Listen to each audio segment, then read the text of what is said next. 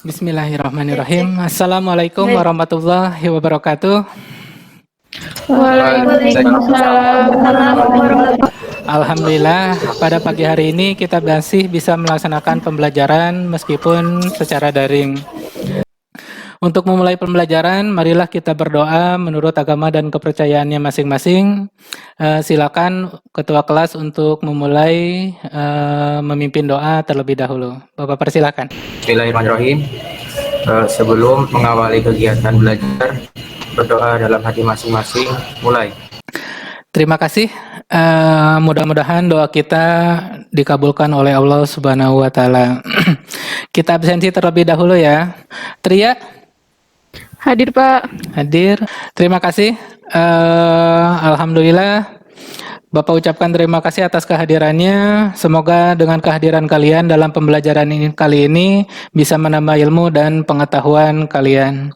Baiklah, sebelum kita memulai pembelajaran, kita nyanyi bersama-sama menyanyikan dulu lagu kebangsaan kita, yaitu Indonesia Raya. Sebelum kita masuk kepada materi, sekarang kita marilah mengingat terlebih dahulu materi yang minggu kemarin sudah kita pelajari.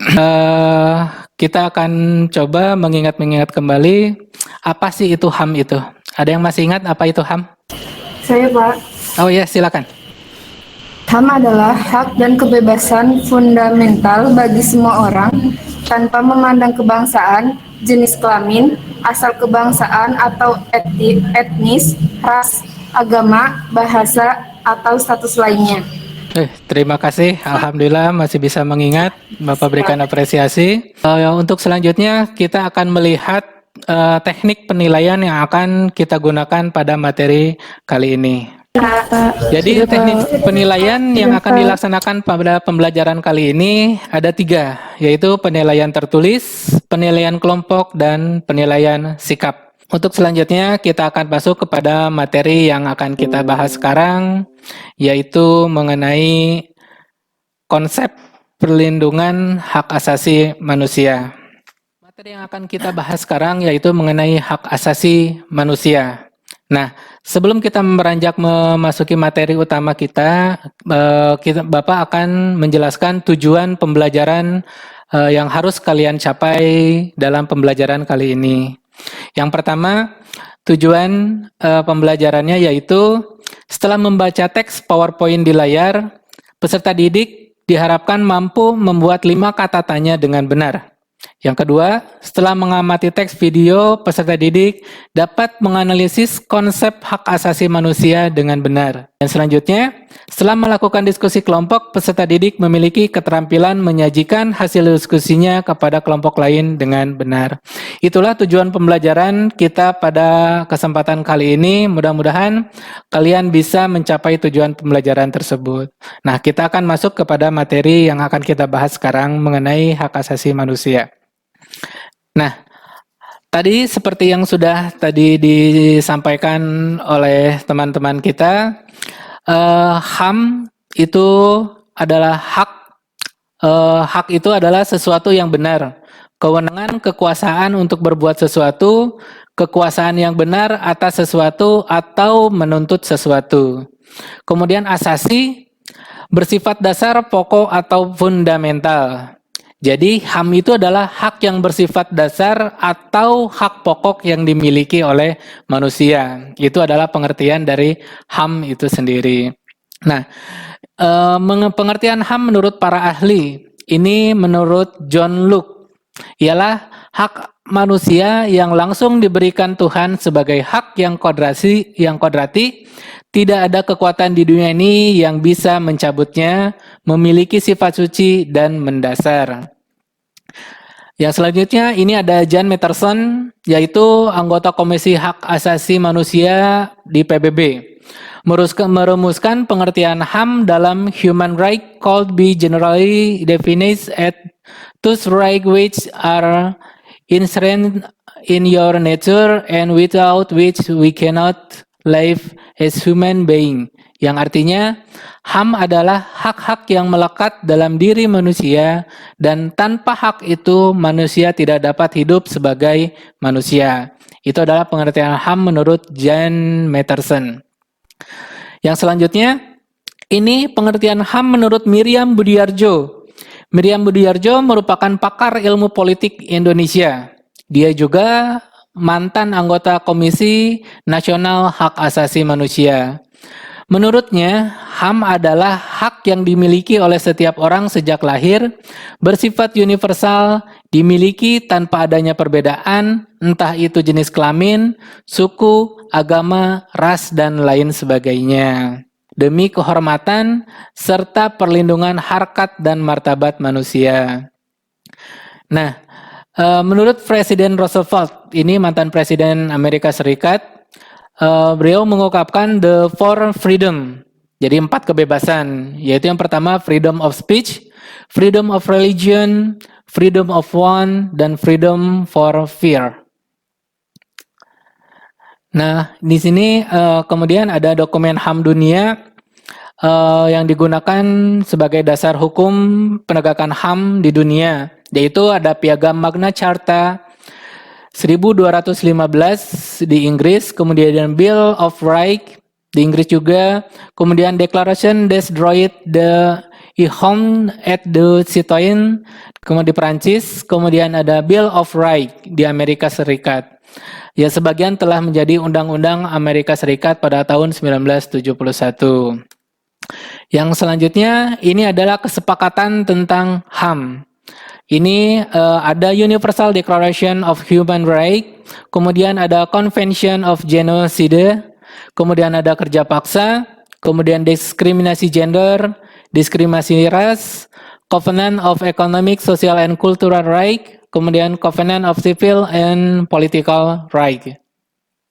Yang selanjutnya, ini adalah hak-hak kita yang dijamin di dalam undang-undang. Yang pertama itu ada hak di bidang ekonomi, yaitu ada hak atas pekerjaan, hak untuk membentuk serikat pekerja, hak atas jaminan sosial, hak atas penghidupan yang layak bagi diri, keluarga yang meliputi makanan, pakaian, dan perumahan. Kemudian hak atas pendidikan.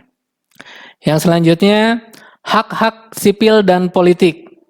Di sini ada hak hidup, hak atas kebebasan dan keamanan, hak atas kesamaan di muka hukum, hak atas kebebasan berpikir, hati nurani dan beragama, hak untuk berpendapat tanpa gangguan, hak untuk kebebasan berkumpul, hak untuk berserikat. Nah, ini adalah HAM yang telah diakui masyarakat dunia. Jadi HAM ini diakui dunia, yaitu antara lainnya kebebasan berbicara, berpendapat, dan pers, kebebasan beragama, kebebasan berkumpul dan berserikat, hak atas perlindungan yang sama di depan hukum, hak atas pendidikan dan penghidupan yang layak.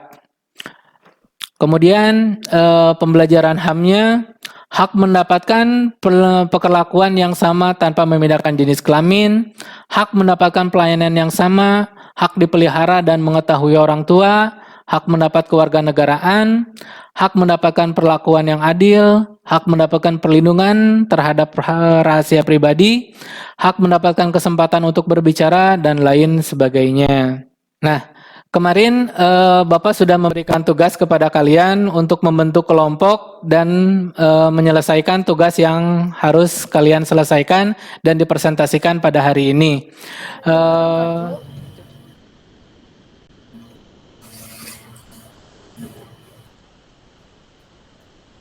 Teman-teman semua, sekarang kita akan berdiskusi mengenai dari pelajaran PPKN. Bismillahirrahmanirrahim. Assalamualaikum warahmatullahi wabarakatuh.